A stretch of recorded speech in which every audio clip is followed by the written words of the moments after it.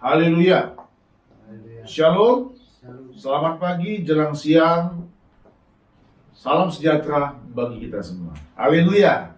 Puji Tuhan, hari ini hari Minggu, tanggal 23 Juni tahun 2024. Ya, kita tentu mengucap syukur kepada Tuhan karena kita boleh ada sampai saat ini karena kebaikan Tuhan. Amin. Bapak Ibu semuanya, terima kasih buat kehadiran Bapak Ibu semua, saudara-saudari yang saya kasih, bahkan yang menonton video khotbah ini juga. Kita benar-benar ingin menikmati Tuhan, saudara-saudaraku. Amin. Saudara, hari ini saya akan menyampaikan firman Tuhan. Sebenarnya ini mungkin bisa dikatakan juga bagian kedua atau kelanjutan dari khotbah saya di tanggal 19 Mei tahun 2024. Jadi kurang lebih 1 bulan lalu, waktu hari Pentakosta, saudara-saudaraku. Waktu itu judul khotbahnya adalah Hidup dalam Pertobatan. Nah, hari ini saya kasih judul khotbahnya Memilih untuk Bertobat. Ya, memilih untuk bertobat. Dan ayat-ayat bacanya kita ambil di dalam Injil Matius. Saya mengajak kita semua untuk membuka Injil Matius pasal yang ketiga, ayat 1 sampai dengan 12. Dan untuk menghormati pembacaan firman Tuhan ini, saya undang kita semua untuk bangkit berdiri. Dan kita akan membaca pergantian ayat firman Tuhan ini dalam Injil Matius pasal yang ketiga, ayat 1 sampai dengan ayat 12. Oke, saya undang kita semua untuk bangkit berdiri. Dan kita akan membaca bergantian. Saya lebih dahulu baca dalam Matius 3, ayat 1 sampai 12. Jadi kita baca bersama-sama. Saya ulangi, Yohanes Pembaptis. Pada waktu itu tampillah Yohanes Pembaptis di padang gurun Yudea dan memberitakan, bertobatlah sebab kerajaan sorga sudah dekat. sesungguhnya dialah yang dimaksudkan Nabi Yesaya ketika ia berkata, ada suara orang yang berseru-seru di padang gurun, persiapkanlah jalan untuk Tuhan, luruskanlah jalan baginya. Yohanes memakai jubah bulu unta dan ikat pinggang kulit, dan makanannya belalang dan madu hutan. Maka datanglah kepadanya penduduk dari Yerusalem, dari seluruh Yudea dan dari seluruh daerah sekitar Yordan. Lalu sambil mengaku dosanya, mereka dibaptis oleh Yohanes di sungai Yordan. Tetapi waktu ia melihat banyak orang Farisi dan orang Saduki datang untuk dibaptis, berkatalah ia kepada mereka, hai kamu keturunan ular beludak, siapakah yang mengatakan kepada kamu bahwa kamu dapat melarikan diri dari murka yang akan datang? Jadi hasilkanlah buah yang sesuai dengan pertobatan. Oke, saudara, bacanya nanti kuat ya, lebih kuat. Ini baca Alkitab, baca firman Tuhan, saudara-saudaraku. Dan janganlah mengira bahwa kamu dapat berkata dalam hatimu, Abraham adalah bapa kami, karena aku berkata kepadamu, Allah dapat menjadikan anak-anak bagi Abraham dari batu-batu ini. Kapak sudah tersedia pada akar pohon, dan setiap pohon yang tidak menghasilkan buah yang baik pasti ditebang dan dibuang ke dalam api. Aku membaptis kamu dengan air sebagai tanda pertobatan, tetapi ia yang datang kemudian daripadaku lebih berkuasa daripadaku, dan aku tidak layak melepaskan kasutnya. Ia akan membaptiskan kamu dengan Roh Kudus dan dengan api. Alat penampi sudah di tangannya. Ia akan membersihkan tempat pengirikannya dan mengumpulkan gandumnya ke dalam lumbung. Tetapi debu jerami itu akan dibakarnya dalam api yang tidak terpadamkan. Amin. Puji Tuhan, silakan duduk Bapak Ibu, saudara-saudara yang saya hormati. Saudara, kita membaca firman Tuhan dan kita sudah melihat apa yang tertulis di sana. Ya, saudara, pesan saya, saudara harus terus rajin baca firman Tuhan, ya. Harus rajin baca Alkitab, ya, karena kehidupan manusia rohani kita itu harus menjadi perhatian kita, Bapak Ibu ya, harus menjadi perhatian kita. Kita hidup karena kekuatan firman Tuhan juga. Amin. Saudara, Injil Matius yang kita sudah baca dalam pasal ketiga ini mengisahkan suatu pesan yang sangat super penting, ya. Seseorang yang bernama Yohanes Pembaptis, ya, yang Tuhan utus dan Tuhan pakai untuk memberitakan berita tentang firman Tuhan, yaitu tentang apa? Tentang pertobatan atau hidup dalam kebenaran firman Allah. Kalau 1 bulan yang lalu pada tanggal 19 Mei, waktu itu saya khotbah tentang hidup dalam pertobatan, ada 3 pesan penting yang saya bagikan di sana, yaitu Allah memberikan kesempatan kepada siapa saja untuk bertobat dan hidup yang dipenuhi rohnya. Yang kedua, kita harus membuka hati kita dan memohon kepadanya agar hidup kita dipakai sebagai alat bagi kemuliaannya. Kemudian yang ketiga, yang sangat penting juga, bahwa hari Tuhan yang pasti akan datang seharusnya dan memang seharusnya saudara-saudara ya, membuat hidup kita selalu takut akan Tuhan, yaitu bertobat, berseru kepada Tuhan, dan hidup berjaga-jaga. Nah, hari ini saya mengambil tema tentang memilih untuk bertobat, karena berita yang disampaikan oleh Yohanes Pembaptis ini berita yang sangat-sangat keras, saudara-saudara. Ayat kedua tadi dikatakan, bertobatlah sebab kerajaan sorga sudah dekat. Saudara, Yohanes Pembaptis begitu sangat keras menyampaikan firman Tuhan ini, Bapak Ibu ya. Dia sangat tegas, bahasa sekarang itu dia benar-benar ingin presisi, ingin benar-benar sampai kepada sasarannya, yaitu orang-orang yang ada di sekitar Yudea, saudara-saudaraku. Orang-orang yang ada di sekitar Yerusalem, yang ada di sekitar Sungai Yordan, yang ada di tempat di mana Yohanes Pembaptis berada. Nah, pesan Tuhan itu berkata, bertobatlah.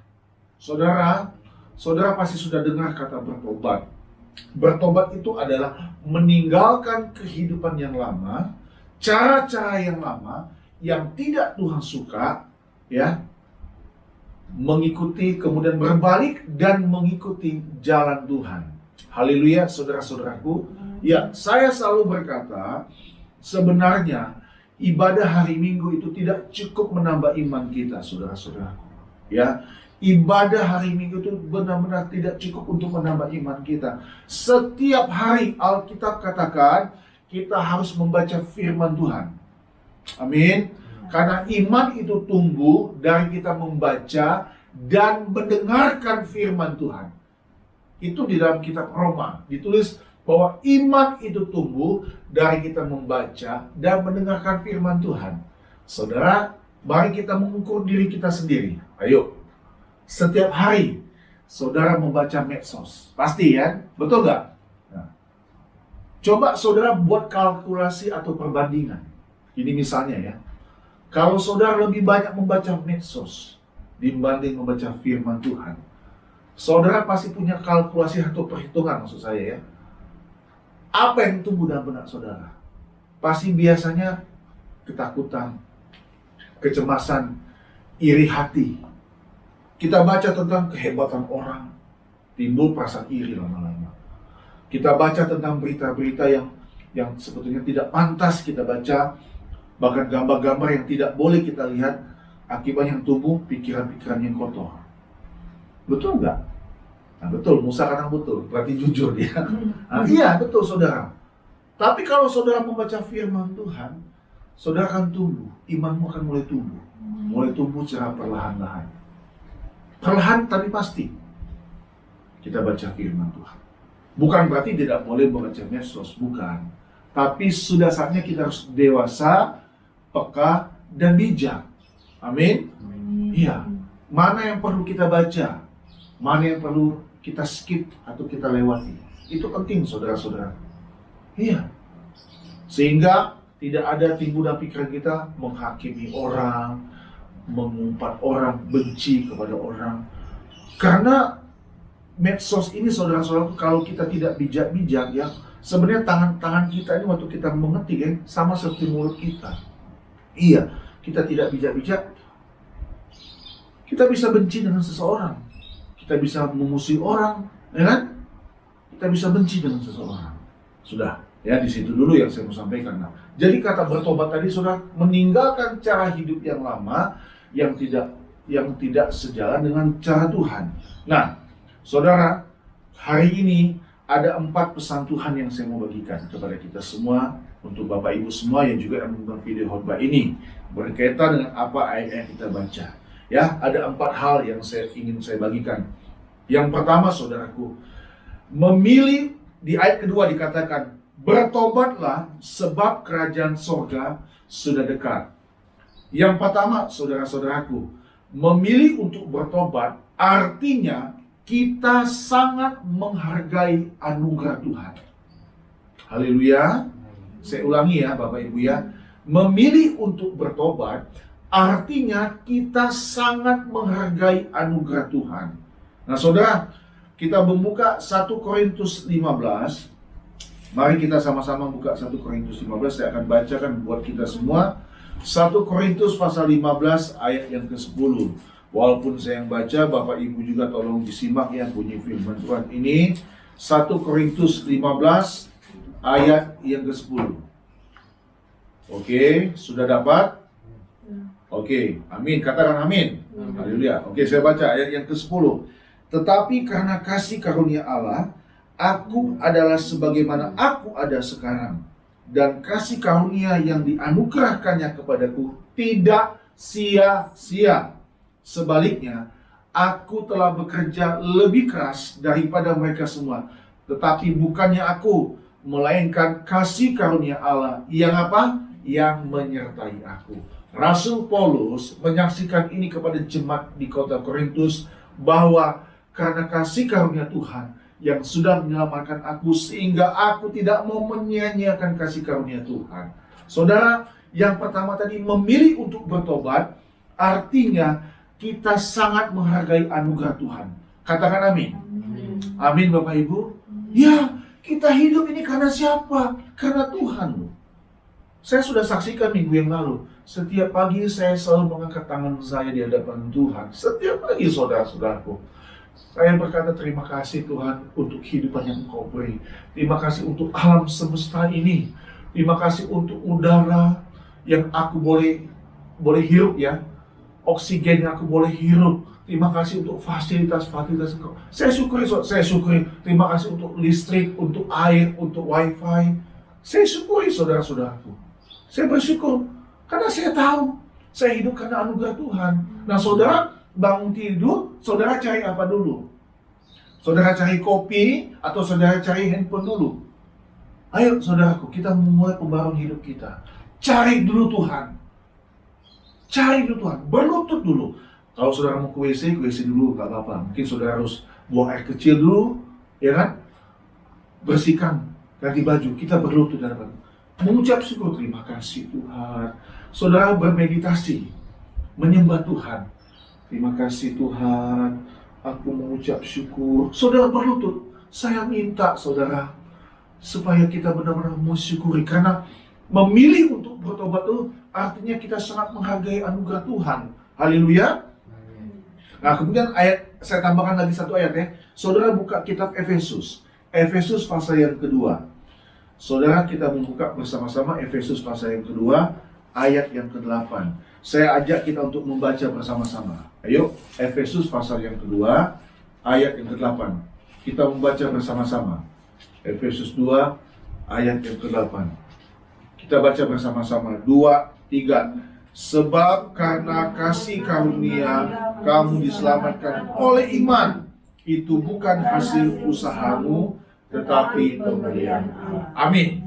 Nah ini yang saya tadi katakan. Ini dipertegas ya, bahwa kamu karena kasih karunia kamu diselamatkan oleh iman.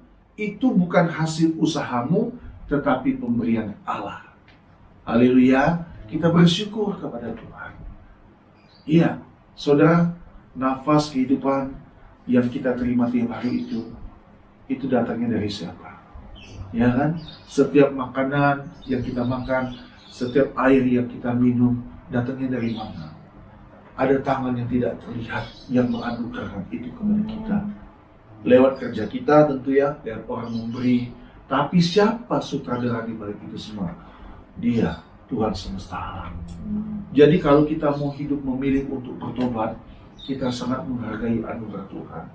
Sehingga kalau kita kembali kepada ayat-ayat pembacaan kita pada Injil Matius, Yohanes Pembaptis mengumandangkan ini, bertobatlah, kerajaan sorga sudah dekat. Saudara, kalau ini terus ada dalam hati kita, telinga kita, saudara akan melangkah ke rumah Tuhan itu enak. Maksudnya begini saudaraku, bukan karena kewajiban, tapi karena kita mengasihi dan mencintai Tuhan. Amin. Ya, amin, haleluya, saudara-saudaraku. Ya.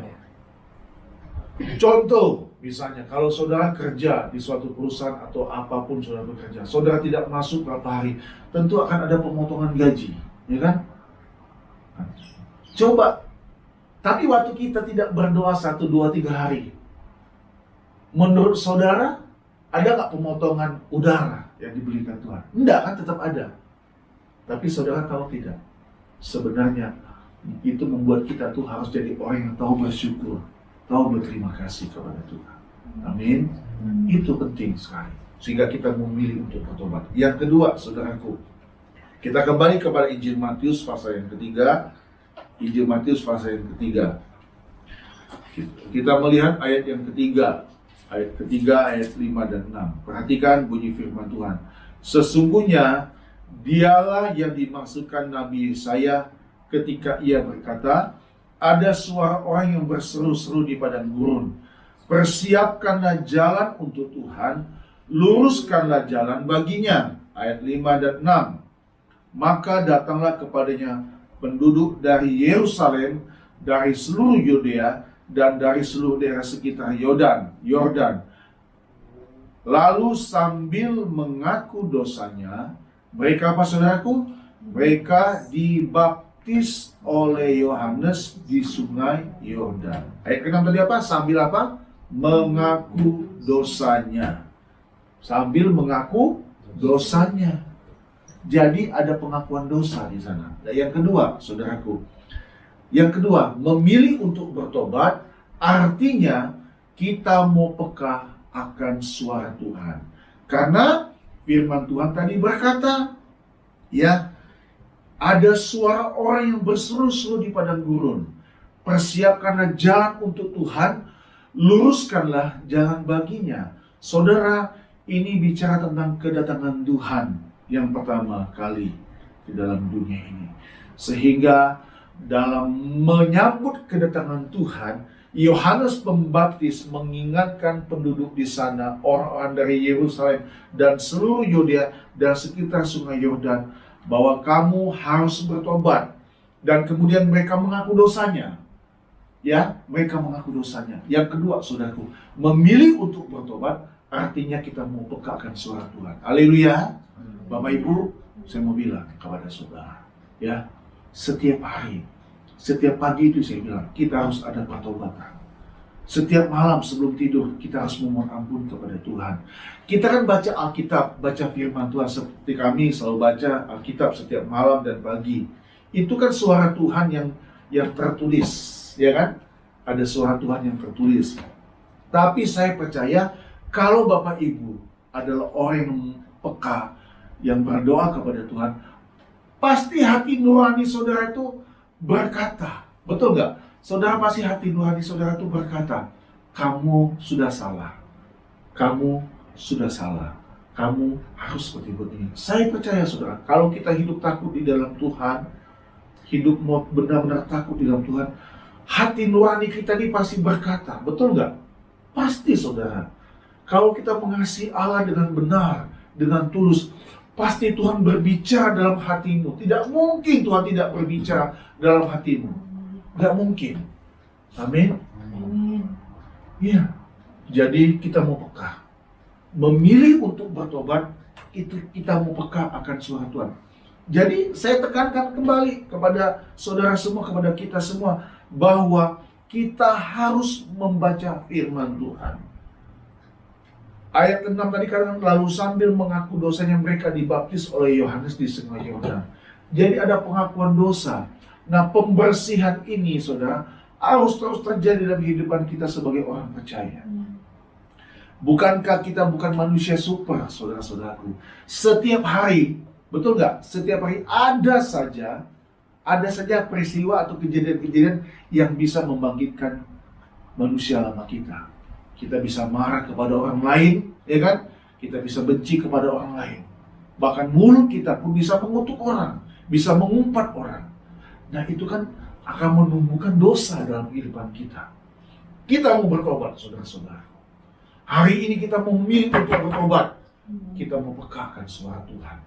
Jadi kalau ada suara Tuhan berkata, kamu harus seperti begini, jangan ikut suara-suara yang lain. Jangan. Kalau kamu tahu itu akhirnya mengakibatkan satu hal yang tidak baik dalam kehidupanmu, tinggalkan. Amin. Jadi kita, saudara, bukan saja umur kita bertambah menjadi orang dewasa, tapi kepekaan kita, manusia rohani kita itu semakin bertambah. Jadi Alkitab ini, saudaraku, bukan sekedar untuk pendeta, tapi untuk setiap orang percaya yang percaya kepada Tuhan. Amin. Haleluya. Kita mau bertobat, kita mau peka suara Tuhan. Bagaimana caranya? Rajin-rajinlah membaca firman Tuhan, supaya kita peka suara Tuhan. Jadi kita tahu ini boleh, ini tidak boleh. Ya, itu. Saya pagi tadi dengar khotbah juga di khotbah yang ada di handphone, di online begitu ya. Kalau orang mengasihi Tuhan itu, dia selalu ada dalam perlindungan Tuhan. Pasti. Dia tidak takut akan keadaan situasi dunia ini, karena dia mau berjalan bersama dengan Tuhan. Karena dia selalu mendengar suara Tuhan. Itu yang tadi saya bilang, ibadah hari Minggu itu sebenarnya tidak cukup untuk menambah iman kita. Iya. Saya cuma mengingatkan bahwa kita ini diselamatkan karena kasih karunia Allah. Oleh karena iman yang percaya kepada Tuhan. Jangan yang pertama tadi jadi kita sangat menghargai anugerah Tuhan. Tapi harus ada tindakan kita. Jadi catatan khotbah ini bukan sekedar supaya saudara pengetahuan saudara sekedar bertambah. Tapi ada apa? Ada follow up-nya atau ada tindak lanjutnya. Amin. Saya kan tidak bisa melihat saudara setiap hari. Ya kan? Tapi saya cuma sekedar mengingatkan. Kalau saudara rajin buka handphone, ya kan, saudara masih ada dalam grup di gereja, setiap hari kan saudara ada, saya selalu kirim renungan. Saya selalu kirim renungan. Ya, kalau saudara punya waktu, bacalah renungan itu. Gak lama kok, paling cuma 1, 2, 3 menit, gak lama. Amin. Kita mau pekalkan suara Tuhan, ya kan? Yang ketiga ya. Yang ketiga, kita kembali baca ayat Matius 3. Kita lihat ayat Matius 3, saya baca ayat 8 sampai dengan 10. Perhatikan ayat 8. Jadi hasilkanlah buah yang sesuai dengan apa? Pertobatan. Nah ini penting saudara-saudaraku. Kehidupan orang percaya itu harus menghasilkan buah. Buah itu lahir dari apa? Dari yang namanya pertobatan. Amin. Ayat 9. Dan janganlah mengira bahwa kamu dapat berkata dalam hatimu, Abraham adalah bapa kami. Karena aku berkata kepadamu, Allah dapat menjadikan anak-anak bagi Abraham dari batu-batu ini. Ayat 10, saudara-saudaraku. Kita lihat ayat 10. Kapak sudah tersedia pada akar pohon. Dan setiap apa, saudaraku? Pohon yang tidak apa? Menghasilkan buah yang baik. Pasti apa? Pasti apa, saudaraku? Ditebang dan dibuang ke dalam apa? Api. Saudara ngerti gak maksudnya ini?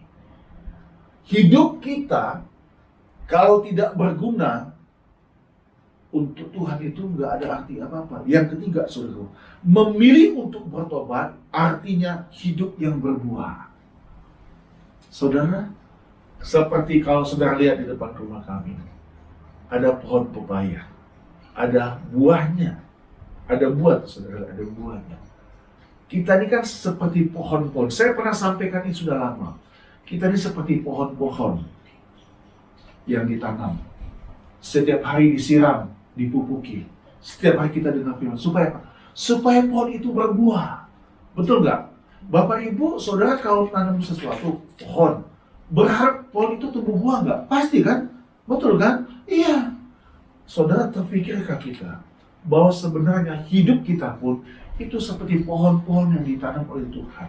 Sebenarnya yang menanam itu berharap kita menghasilkan buah. Nah ayat ini berkata hasilkanlah buah yang sesuai dengan pertobatan. Jadi buah yang sesuai dengan pertobatan. Bukan buah-buah Jadi ada buah itu kan buah yang manis. Saudara mau buah masam atau buah manis, Bu? Pak? Buah yang manis tentunya. Buah manis itu hasilnya dari mana? Hasil dari perawatan, ya kan? Sehingga menghasilkan buah yang manis. Bahkan saudara-saudara, kita ini kan tiap hari saling mendoakan supaya kehidupan kita itu buah-buahnya kelihatan. Bukan yang miskin jadi kaya, sembuh jadi sakit, bukan. Maksudnya begini. Jadi ini bicara tentang karakter kita. Dulu kita mungkin kasar kalau ngomong dengan orang. Sekarang kita ngomong itu lemah lembut. Dulu kita cepat tersinggung kalau dengar kata orang. Tapi sekarang kita tidak lagi seperti begitu. Dulu kita tuh emosional kalau dengar sesuatu menyentuh sama kita. Padahal itu belum tentu benar. Sekarang kalaupun itu benar, kita menanggapinya dengan slow, ya Bu ya, dengan santai, tidak usah terlalu emosi.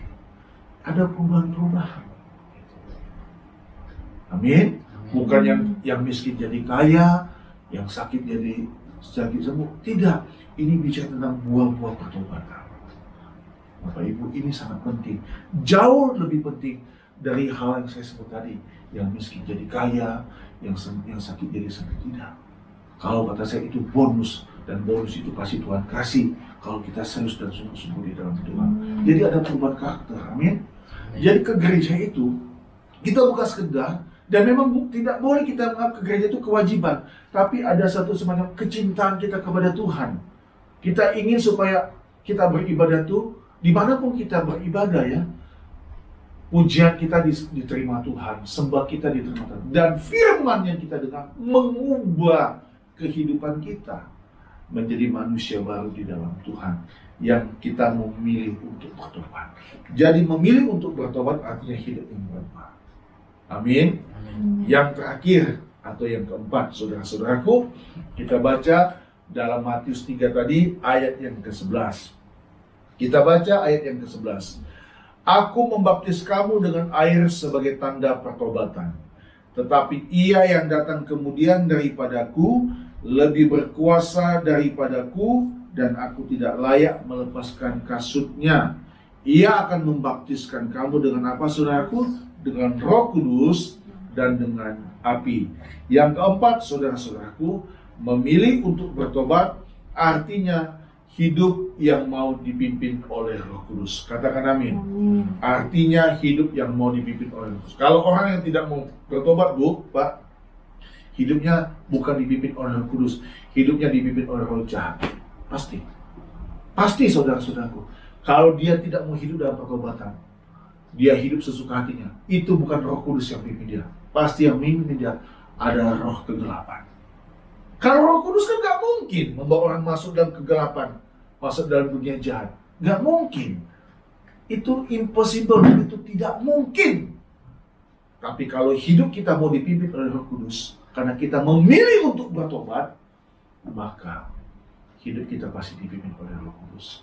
Minggu lalu saya berkata begini dalam khotbah saya, firman Tuhan itu mengubahkan kita. Firman Tuhan ini yang tadi kita baca, kita pegang, mengubahkan kita.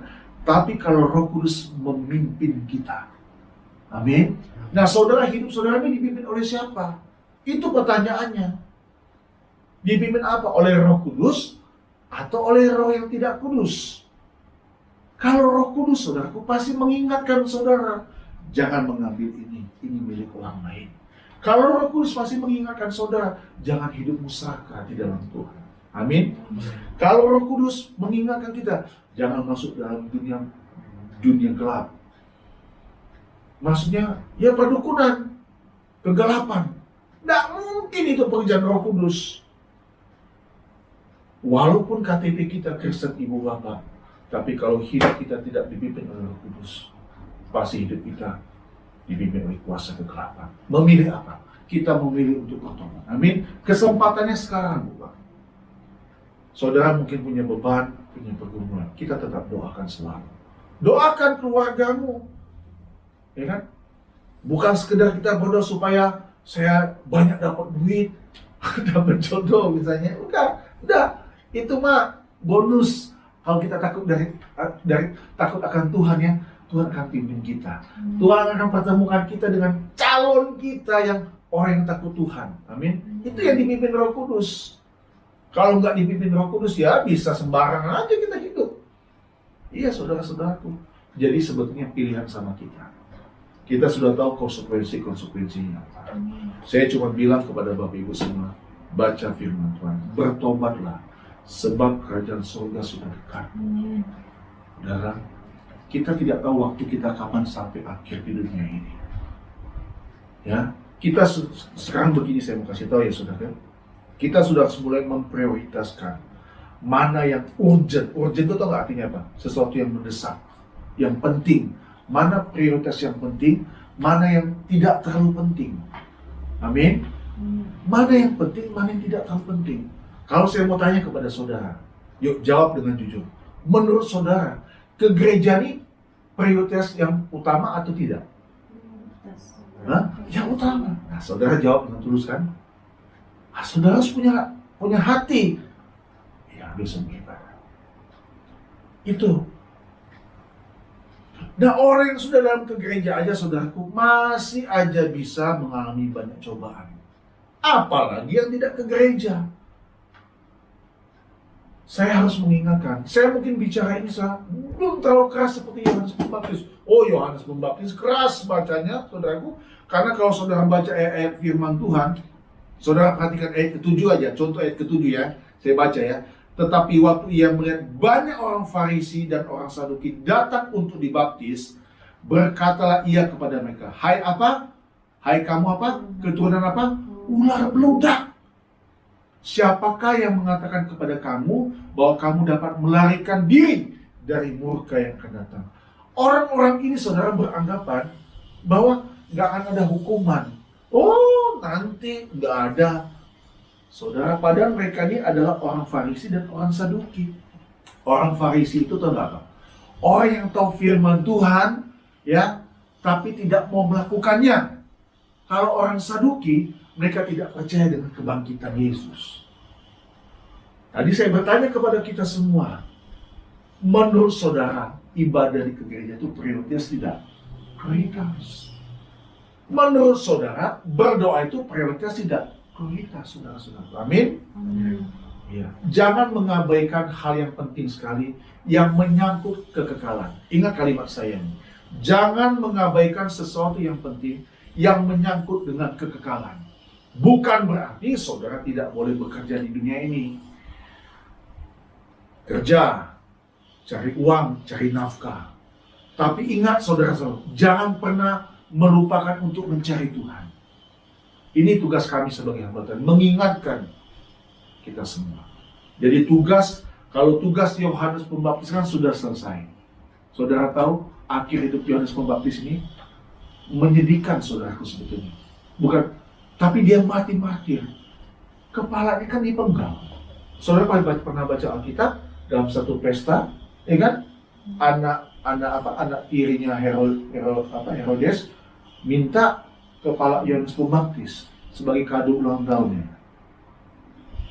Kepalanya, nyawa taruhannya, harga. Tapi puji Tuhan, berita surga luar biasa. Saudara taruhan nyawa dulu. Sekarang apa saudara? Ke gereja untuk ukuran Cibinong kita masih bisa beribadah. Amin. Ya kan? Ada motor, ya kan? Dulu zaman COVID masih bisa ibadah online.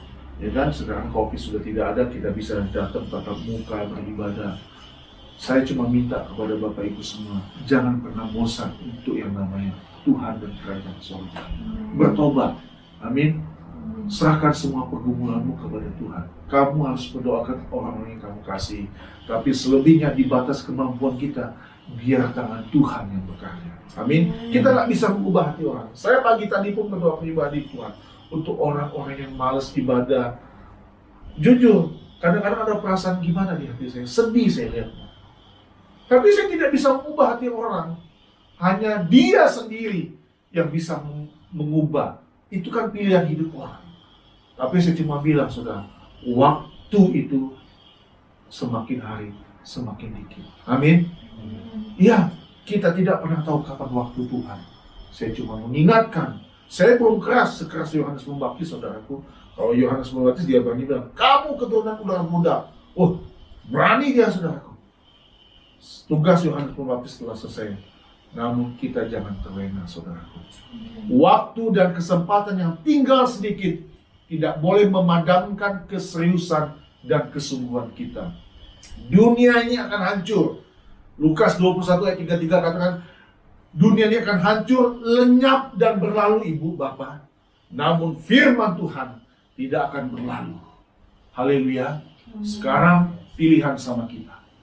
Tugas saya juga sudah selesai untuk hari ini, ya, untuk menyampaikan firman Tuhan ini. Pilihan sama kita. Mau ikut Roh Kudus atau ikut roh-roh kegelapan. Mau ikut Tuhan atau ikut dunia. Mau pilih siapa? Ya, saya berharap dan saya berdoa kita memilih yang terbaik yang dianugerahkan oleh Tuhan. Amin. Tuhan Yesus memberkati kita semua. Mari kita semua kita bangkit berdiri.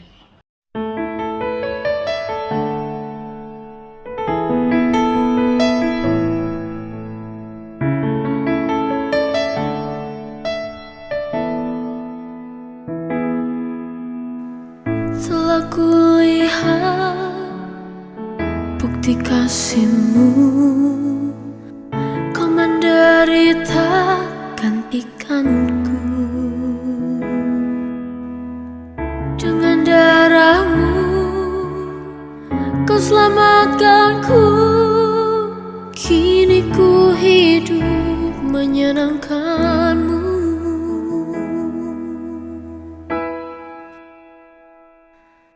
Terlalu besar kasih-Mu Bapa, pengorbanan yang Kau berikan bagiku. Terlalu mahal darah-Mu Yesus, tercurah untuk menebus hidupku.